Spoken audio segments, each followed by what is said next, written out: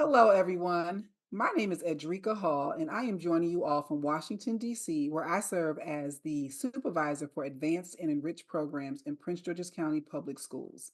I have been in this position for a little over 8 years. Prior to this position, I did serve as a school based coordinator at a high school. We are excited to have you with us today.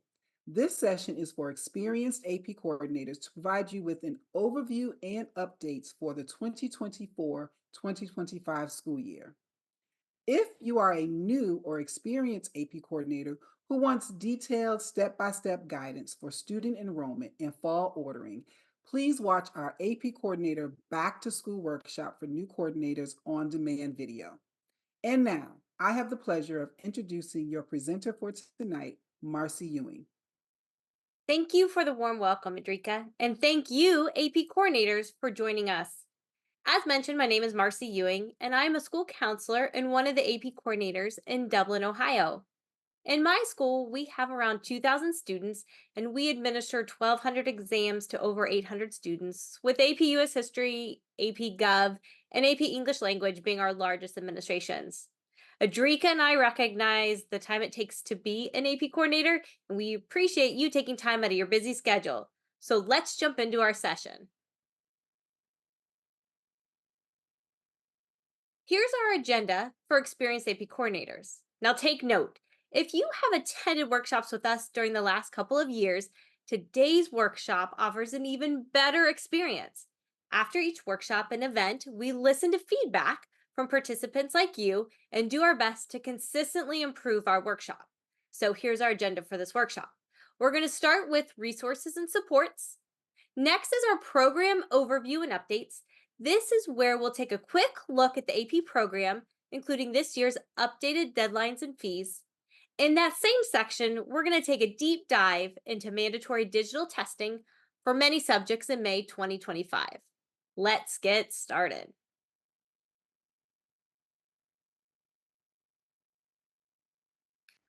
Our first section will cover AP coordinators, resources, and supports.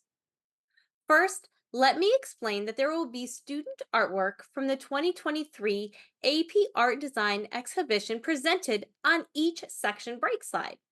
This first piece is from Christian Varela from Riverside Brookfield High School. What I appreciate about this 3D piece is his creativity of incorporating different materials to create what looks like a skeleton body and the head made of yarn. Similar to the theme of presenting ideas through various methods, like the above artwork, we have created various resources to match how AP coordinators want to learn. We understand adult learners consume information in a variety of ways. Some people learn best when they read, others prefer to talk through issues and collaborate, whereas some prefer to watch a video, and some learn best by listening or hearing information.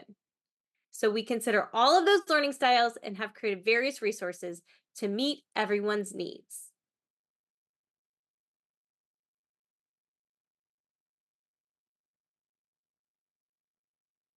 First, let's explore the AP Coordinator Experience webpage. This site houses the latest training and professional development opportunities and resources for AP coordinators. Now, let me pause and share that for many of the slides in this section, we will leave a recommendation for how to best access each resource. So, to kick it off, for this AP Coordinator Experience webpage, we highly recommend bookmarking this site. And Adrika, let's talk about why this site is so valuable. Absolutely, Marcy. Let's go ahead and explore this page just a little bit more. All right, so on the Learning Opportunities for AP Coordinators page, we have the latest training, professional development, and resources for AP coordinators. I'm going to highlight a few of them for you. First up, we have our Back to School workshop. This is the on-demand video for this workshop, so you are in the right place watching the right video at this time. Next, we have the Coordinator Podcast. This podcast is the free on demand podcast for AP coordinators by AP coordinators. So if you haven't subscribed to it, you have an opportunity to click on one of those QR codes and subscribe to the podcast. Next up, we have a very new resource this year, and this is the AP Registration and Ordering video series. This video series is short videos that will take you through how to complete actions in AP registration and ordering. This is perfect for new coordinators and for those of us who might just need a little refresher.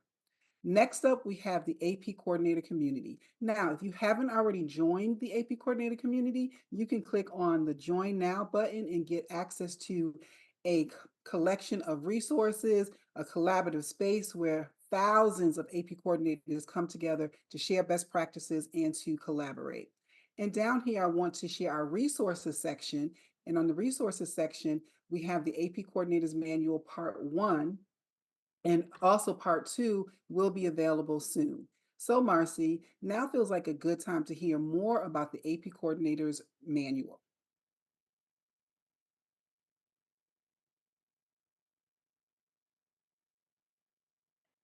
Absolutely, the AP Coordinators Manuals. This resource is for our learners that love to read and have all the answers in one space. Okay, part one, which you can download as of August 1st. This is going to include helpful sections for all coordinators. This is going to include the 24-25 AP Coordinator Annual Planning Calendar, frequently requested information, which includes those go-to refreshers for most of the fee and deadline information, step-by-step directions and screenshots for how to order AP exams in the fall, which serve as refreshers if you need them. Then part two will cover topics after we submit the exam order. So that includes all of our exam administration and post-administration tasks. Again, to access the AP Coordinator Manual 1, you can download it directly from AP Central, as we just showed you. One additional note to think about, international schools working with test centers may have deadlines and instructions that vary from what is found in the AP Coordinators Manual Part 1. So we encourage you to always confirm those deadlines and those instructions. And Marcy, you might be asking, where else can we find the AP Coordinators Manual? Well, we can find it right here at the AP Coordinators Resource Library. This resource is a year-round location to manage AP registration and ordering and prepare for the AP exam administration. Right here is where you can find and download any AP publication. Some of the key resources are going to be the Part 1 and Part 2 of the AP Coordinators Manual, AP exam instructions, and subject-specific exam instructions. One of my favorite resources that they added last year, the exam day door signs, can also be found here. So bookmark this AP Coordinator Resource Library because it is going to be updated throughout the year as new resources become available, and we can also access this resource on AP Central. Another great resource is the monthly AP Coordinator Communications. This newsletter will share friendly reminders about upcoming deadlines and newly released resources. I especially appreciate the monthly checklist and reminders of what's to come. Furthermore, it will link important course specific information to keep AP coordinators in the loop of all the AP courses. The training emails will have registration links to upcoming training opportunities, as well as links to the coordinated podcast and on demand training videos just like this one.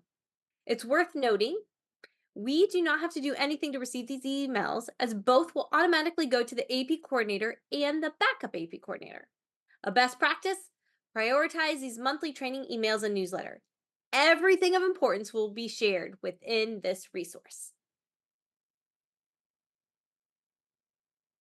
This next resource, Marcy, I think is going to be a very popular one for us this year, and this is the Digital AP Exams webpage. This is going to be the source for all digital AP exam information for 2024-2025 school year. It will feature information on the Blue Book testing app, exam day guides, accommodations, and a whole lot more to help us have a successful administration. Also, digital AP testing webinars and on-demand videos will be available throughout the school year. So again, this is another site that we want to bookmark and visit regularly as the information is updated so we can be prepared for digital testing in May. The AP Academic Calendar. This calendar highlights the major dates for AP coordinators. Specifically, the ordering deadlines and AP exam administration are the key ones. There are additional deadlines such as fee reduction, shipping and invoice dates, so we can best be prepared. A special features in this calendar has the AP Coordinator Experience Team's live events. We have a series of chat with the coordinator in the fall and spring, and we have a save the date to join us for the AP Coordinator's Manual Part 2 release party. Adrika, how about another resource we can use? Absolutely, Marcy. Here we have the AP coordinator community. And I know I highlighted this on the learning opportunities page, but this is such a great resource that we wanted to spend a little bit more time on it. So the AP coordinator community is an online collaboration space that is moderated by a fellow AP coordinator. So she is in the work with us and she responds very promptly to questions that come onto the community. As you can see, you can connect with over 9,000 colleagues in this community, and you never know, you might meet someone who's right around the corner from you and you didn't even know it. Share resources, discover and exchange ideas. Now, once you join the community, and you can use that link that's on the page, or you can go to the learning opportunities page to join the community, you can indicate that you'd like to receive summaries of posts referred to as the daily digest. You can receive one email each day with a summary of all of the new content that was posted within the last 24 hours. This is a great way to stay up to date and hear what others are talking about. There's a tutorial that you can watch to set up your notifications. If you click on that AP community notifications link, that will take you to the tutorial. Let's chat about Chat with the Coordinator. Here's how this works. These are 1 hour Zoom sessions hosted by experienced AP coordinators that are offered on multiple dates and times, and there will be special sessions for new coordinators or international schools. The beauty of it is that we collaborate together. We share best practices, address discussion topics from participants, and help coordinators stay on track through casual, informative conversation. AP coordinators are invited to attend as often as they like. To register for an upcoming session, use the link on this slide or through the AP Coordinator Experience webpage.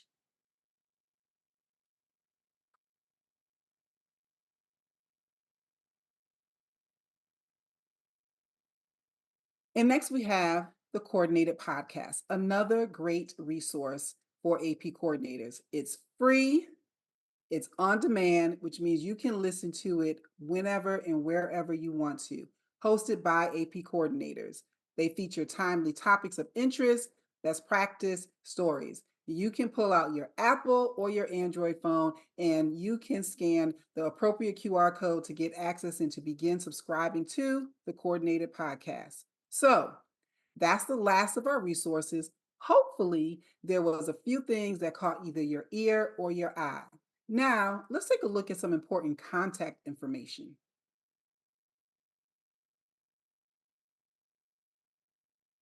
Here is the AP contact information, which illustrates important contact information for all parts of our AP program. Here's a pro tip.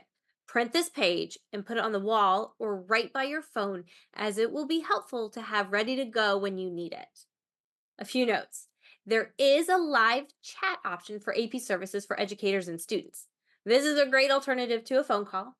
When the live chat option is blue, it means live chat is available. If it is shaded gray, it means it's closed. From my own experience, when students need to reach out to AP Student Services, we will try this option first to see if the icon is blue, as students tend to be a little bit more comfortable with the live chat option rather than making a phone call. Now, let's take a look at how all of our events and support tie together over the course of the school year.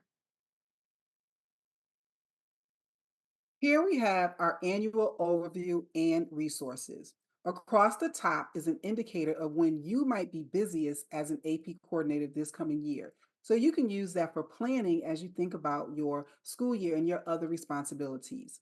Below, there are some markers indicating important dates and deadlines that also align with some of our busiest time during the year as an AP coordinator. And at the bottom are all the resources that are available to you and when they are available. That's the end of our resource section. Now that we have discussed our support for the year, let's move into our next section. Excuse me.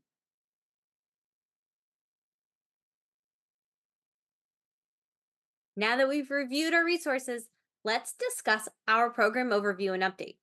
Before we move on, I would like to note the artwork on this slide from Adeline Sim at the Hill School in Pennsylvania. In my opinion, this piece is powerful as it could be seen as just a portrait, yet the image of the finger breaking glass adds a dimension of other possible themes.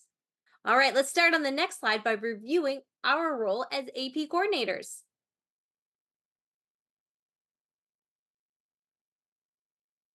Since we're talking about all the tasks of being an AP coordinator, let's really explore all that our role entails.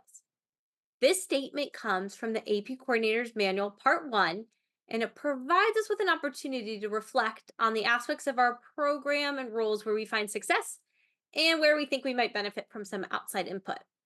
I'd like to highlight this portion as it specifically describes our responsibilities throughout the school year.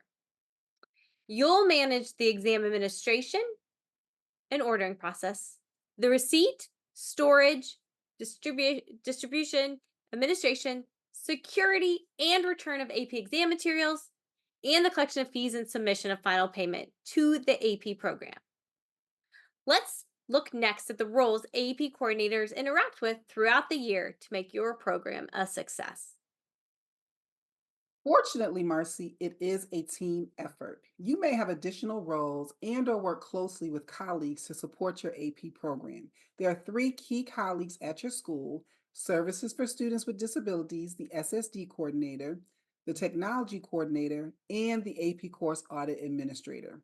Because we are experienced coordinators, we are likely familiar with who these colleagues are and what they do.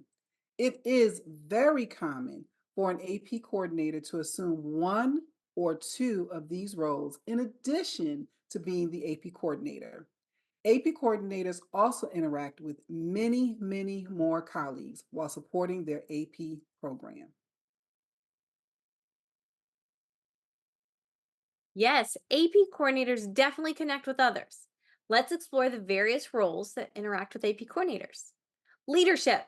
Many AP coordinators share the importance of collaborating with leadership and administration as they may play an integral role in decision making that may impact your AP program. For example, in some districts, curriculum departments determine AP course offerings, so partnering with your school or district's leadership can help build your school's AP programs. Another role that we engage with will be our counselors. Our counselors are very important because most times they are the first person that students go to talk about their schedule and the courses that they want to take. And so our counselors can be our partners in promoting AP, but also encouraging persistence in AP courses throughout the school year. When students start the school year and they get overwhelmed or they say this course is not what I thought it was going to be, we can partner with our counselors to be able to have those conversations to encourage that persistence in AP. AP teachers. In my school, teachers are a huge part of this AP team. Not only do they prepare students for the test content, but they are instrumental in making sure students are ready for exam day. Many of our teachers have a countdown to test day in the classrooms. They review the time, the location of the test, as well as discuss the test format so students are best prepared on test day.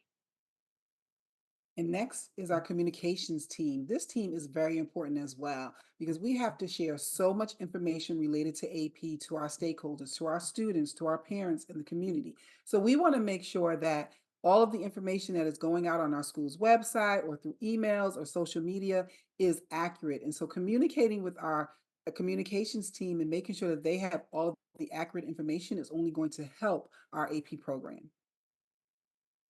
The maintenance team. Oh, I cannot say enough great things about my maintenance team. They are helpful in setting up our tables and chairs, but they also are like my number one people to go to help me navigate if a room issue arises or anything like that. So they're always at the top of my appreciation list. And last but definitely not least are our proctors. I like to say our proctors are our bread and butter in May. They hold that exam administration together. They make sure the students are persisting through the exams. They keep those exam rooms together, making sure nothing takes place in the exam room that should not. So we want to make sure that we are identifying our proctors carefully and that we are also preparing them and positioning them to have success in May during those exam seasons. That covers the various colleagues we engage with as AP coordinators. Let's move ahead now to an important question that will eventually be on all of our minds. Oh, and this is a big question. What deadlines do we need to remember? If you're taking notes, get ready. Mark your calendars. The final ordering deadline is November 15th, 2024 at 11:59 p.m. Eastern Standard Time. This is the final ordering deadline for all standard full year courses and fall semester only courses.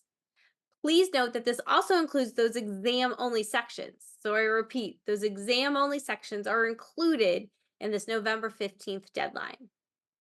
Friendly reminder, this is the final deadline. However, you are able to submit your order multiple times prior to the 15th.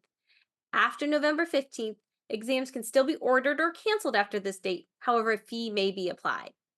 Now, please note that there is a new type of class section this year, fall semester only.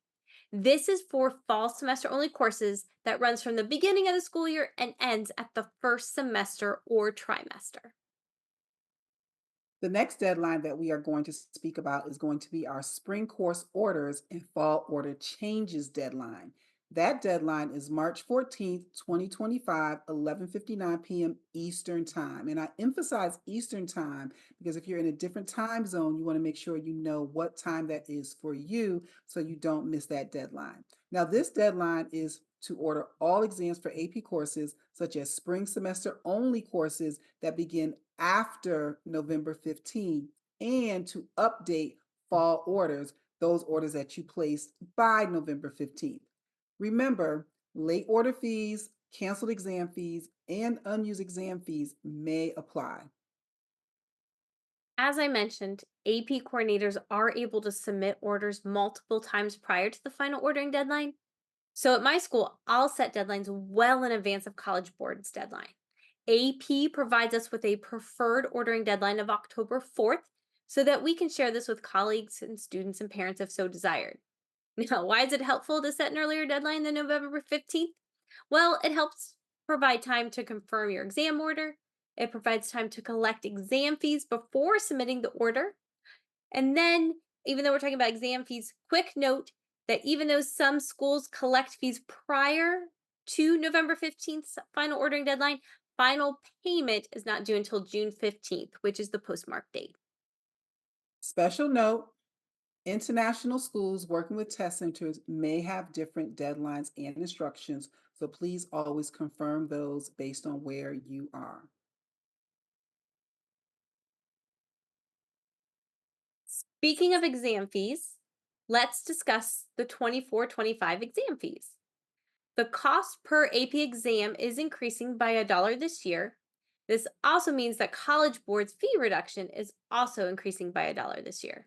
So let's break this down. Starting this year, the AP exam fee for on time order is $99 per exam. Again, $99 per exam for those schools in the US territories, Canada, and Department of Defense schools. For our friends testing elsewhere, the cost is $129. For AP Capstone, which includes AP Seminar and AP Research, the cost is $147 per exam. The College Board fee reduction for eligible students is $37 per exam. And so if we look at this, if the exam is $99 and students are eligible for the fee reduction of $37, they will pay $62 per exam. So we want to remember it is a reduction in the actual exam cost. More information on the fee reduction and eligibility can be found in the AP Coordinators Manual, Part 1. The school rebate is $9 per exam. Now, how does the school rebate work? Schools are invoiced $90 per exam, not the $99 for the non fee reduced exams. So here's how this works, you're going to take your $99 exam fee, subtract $9 for the school rebate, and that's how you come up with the $90 invoiced exam fee. Please note that schools and international test centers continue to determine how and when to collect exam fees as well as how much. Next, we're going to talk about late order and late testing fees for 2024-2025. I'm going to start with the late order fee. That fee is $40 per exam and is for exams ordered after November 15th, 2024. This is applicable for full year courses, fall semester courses, and exam only courses. And it is in addition to the base exam fee. So students will still pay the $99 and they will pay the $40. There are some exceptions, and information on those exceptions can be found in the AP Coordinators Manual, Part 1. 40 is the number to remember. The late testing fee is $40 per exam. So, when is a late testing fee applied? A late testing fee is applied in addition to the base fee for alternate exams administered in that late testing window. So please note though, most reasons for late testing do not incur the $40 late testing fee. So please refer to the AP Coordinators Manual Part 1 for more information.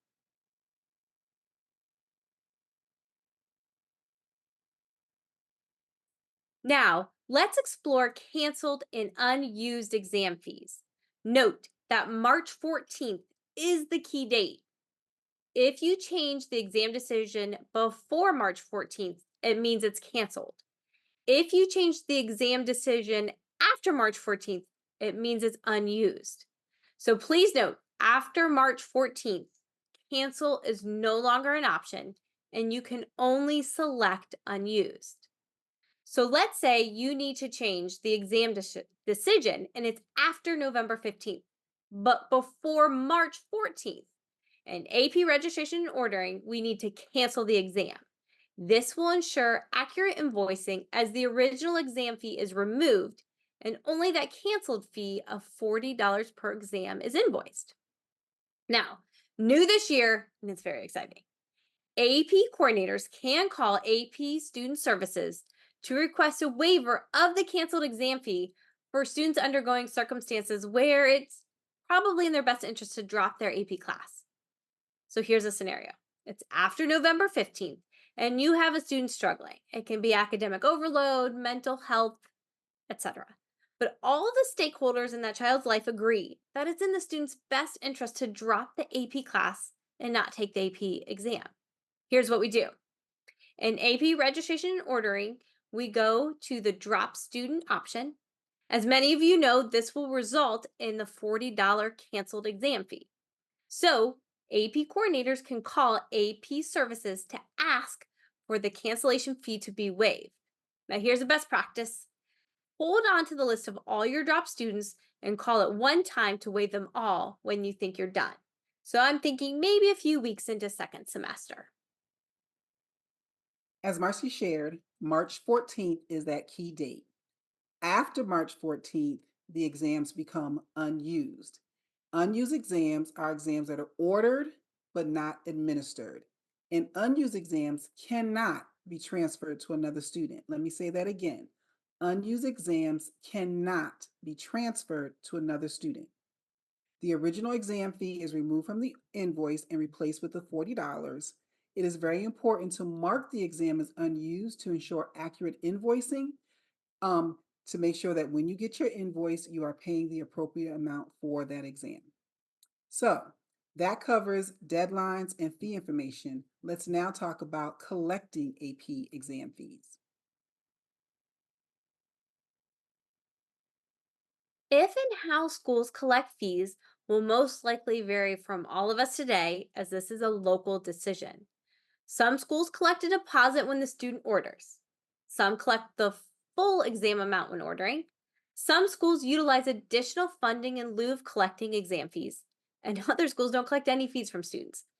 It is helpful to check out the federal and state funding link as it will illustrate how your state may support those students with financial need. It is worth noting that some schools will collect a deposit prior to ordering to cover the cost of a canceled or unused exam. Furthermore, some schools collect a small amount of incremental money to cover the costs of proctors, supplies, maybe table and chair rentals, off-site fees. And please note that the refund policy is also a local decision. If you are an international school using a test center, please follow that test center's instructions and deadlines for exam fees. Here's a best practice of AP coordinators collecting fees.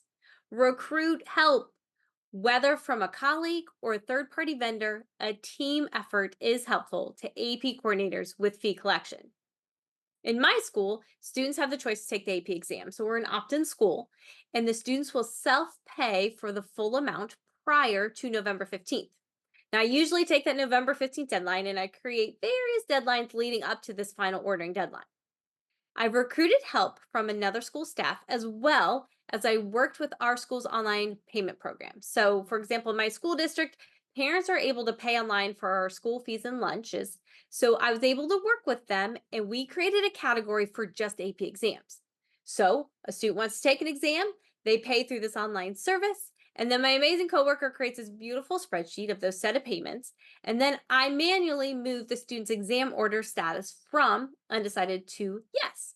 Then, with teachers' help, we communicate with those students that haven't met my internal deadlines to pay and order the exam because we want to make sure that every student has an opportunity to test if they wish. As for our refund policy, if a student wishes to cancel their exam, they have until March 14th and they will receive all but the $40 canceled fee in return. Now, with AP's new policy of not charging a canceled fee for those students in a situation where it's in their best interest to drop, we will refund the full amount. Adrika, how do you handle collecting fees in all of your schools? Yes, Mercy. So, as I shared, I support 27 schools. And so our process is similar to yours. We are also an opt-in district. So our students do not have to take the AP exam. They do make that choice. We do pay for some of our students to take the AP exam, but then we have students who have to pay. So we use a third-party vendor. We've been using a third-party vendor for a few years now, and it's worked out really well. Each school has a unique link that is their independent AP store, but the account is connected to a centralized account at the district level. So all funds that parents pay for AP exams go into that account. Through the third-party vendor site, I'm able to download an Excel spreadsheet for every student that is paid, and I'm able to share that with the AP coordinators at the school so they can then do what you are doing and reconcile their AP exam order based on who has paid and who still needs to pay. So the process has gotten better with each year that we've done it. Like I said, I'm able to share that. We also support homeschool students, so that's an easy way for homeschool students to also to be able to pay for their exams without having to go to the school. And once that process is done, it's very easy for the coordinators to reconcile those exam orders and make sure that every student who has paid for an exam has an exam ordered for them. So that's how the process works in my district with our schools. All right, now switching gears, let's talk about the AP exam administration schedule. We've all been waiting for the AP Exam Administration 2025 schedule. AP exams are administered on specific dates and times. AP exam administration starts that first full week of May, which is May 5th through May 16th. Now, please note that the late administration starts on May 19th, and it is now a full week and it'll end on May 23rd. I should highlight the icon at the top of the page. This indicates more information is available in the AP Coordinator's Manual Part 1. That's the AP exam schedule. Now, let's talk about the format of the AP exams themselves.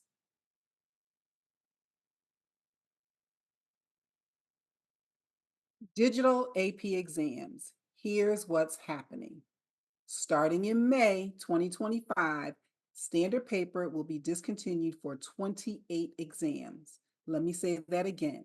Starting in May 2025, standard paper will be discontinued for 28 exams. This means that all schools, including schools and test centers outside of the United States, must administer the 28 exams digitally. Students will take those exams in Bluebook, the same platform that's used for the SAT suite of assessments. Paper exams are not available for these subjects in May 2025. Bluebook, the app used for testing, is configured to provide extended time and approved accommodations for students who test with assistive technology. We do have some exams that are going to be in what we are calling a hybrid format. And those exams really are in our math, science, and economics areas that require some graphing and symbolic notation. So students will be able to write their answers in free response questions and prompts in Blue Book and write their answers in their paper exam booklets.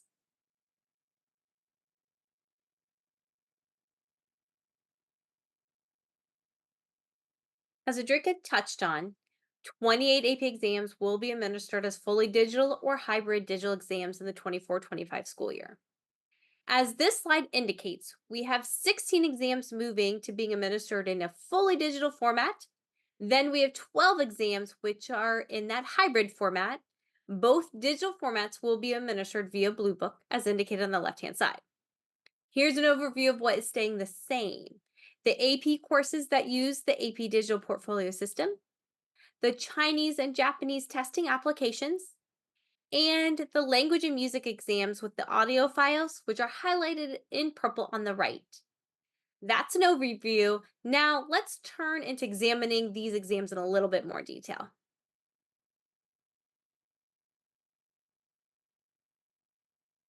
Let's begin by exploring those exams that will need additional resources or special equipment. For our AP Art 2D and 3D design and drawing, as well as AP Seminar Research and Computer Science Principles, these all have a digital portfolio system for students to upload work.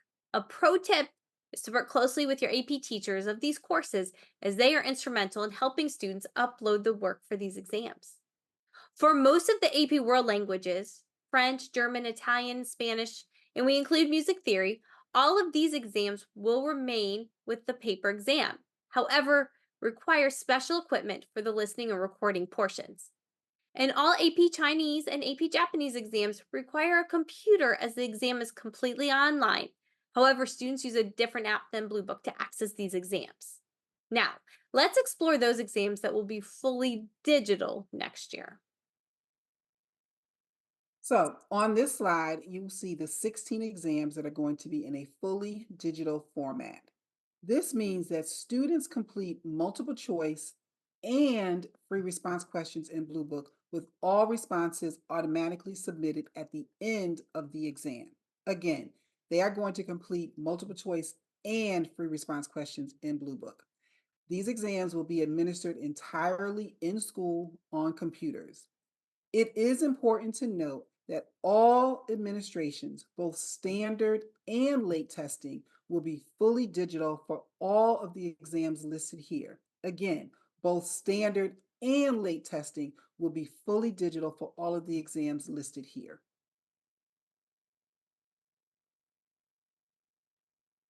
We also will have AP exams that are offered in a hybrid digital format. This means that students will complete the multiple choice questions and view the response questions in Blue Book. So all the test questions will be in Blue Book. The students will handwrite their free response answers in the paper exam booklet that will be returned for scoring. So again, multiple choice questions will be in Blue Book. When students get to that free response section, the questions will be in Blue Book, but the students will handwrite in the paper exam booklets that AP coordinators will return for scoring. As illustrated on the slide, we can see the hybrid digital exams, which are many of our science and math-based exams. Again, as Adrika shared, it's important to note that all administrations, both standard and late testing, will be in the hybrid digital for all the exams listed here. So again, standard late testing will follow the same format for either administration. All right, now let's learn a little bit more about this digital AP testing.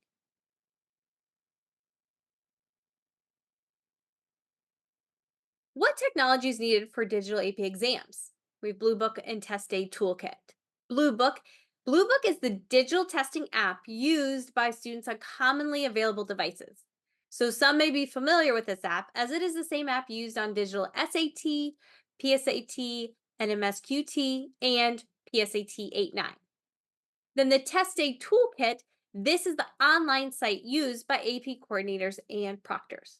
Adrika, how do these work together on test day? So, Marcy, thank you for asking that question. So, Blue Book and Test A Toolkit will work together. The students will use their College Board account to check into Blue Book, and then the proctors will use their professional College Board account to sign into Test A Toolkit. Once the proctors are in Test A Toolkit, they will share codes that will be provided through Test A Toolkit. This will allow the students to enter the test room and then to start the exam. As we shared earlier, it is important to bookmark this site to help with planning for digital AP exams. It will be updated throughout the year with guidance for all of us to have a successful digital AP exam administration. That concludes our AP program overview and update section. Let's wrap up our time together.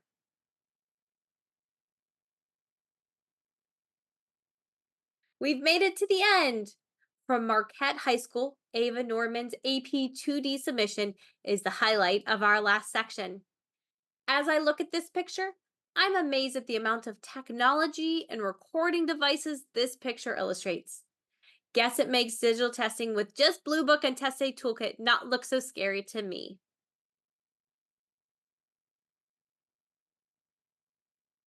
Why we do what we do. If you are feeling overwhelmed, here's a reminder of the result of your hard work.